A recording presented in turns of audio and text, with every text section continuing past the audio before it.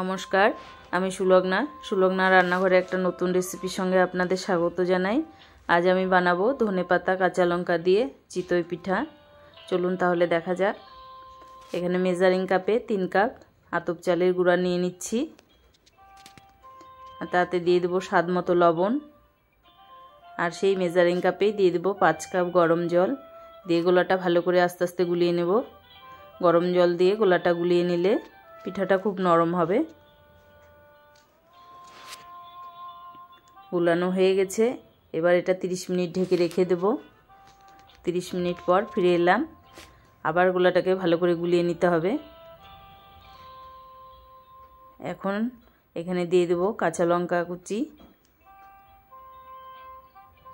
আর ধনেপাতার ডাঁটাগুলো দেই নেই, শুধু পাতাগুলো কেটে নিয়েছি। এবার ভালো করে আবার মিশিয়ে নেব।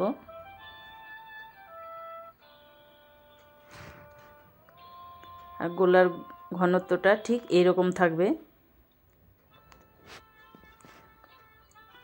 এবার পিঠাগুলো ভেজে নেব। সরাতে একটু তেল ব্রাশ করে দেব, তাহলে আটকে ধরবে না, পিঠাটা সহজেই উঠে আসবে।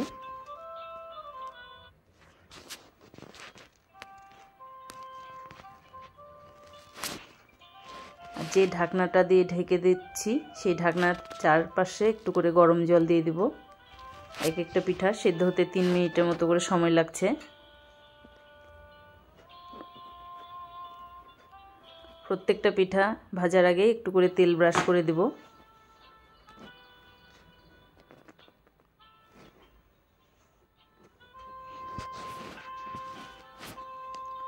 ভিডিওটা পুরো দেখার জন্য অনুরোধ রইল।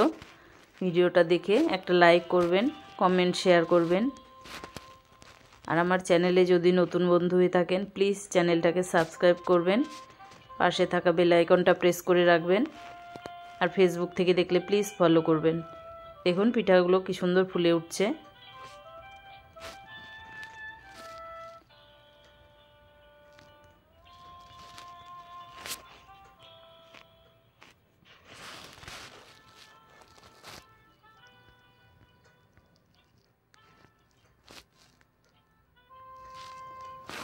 প্লিজ ভিডিওটা দেখে একটা লাইক করবেন।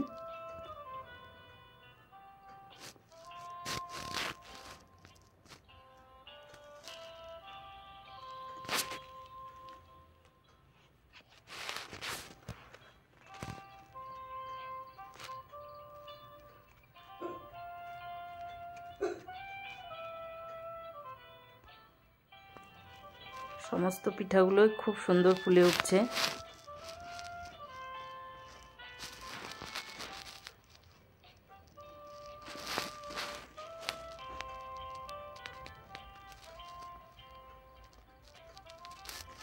আমার চ্যানেলটা যদি সাবস্ক্রাইব না করে থাকেন প্লিজ চ্যানেলটাকে সাবস্ক্রাইব করবেন।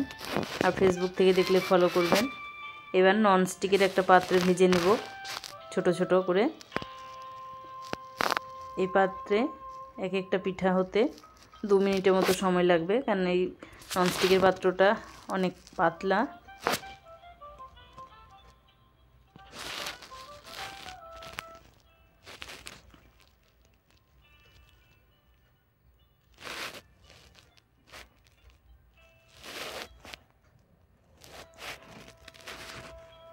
সমস্ত পিঠা ভাজা হয়ে গেছে।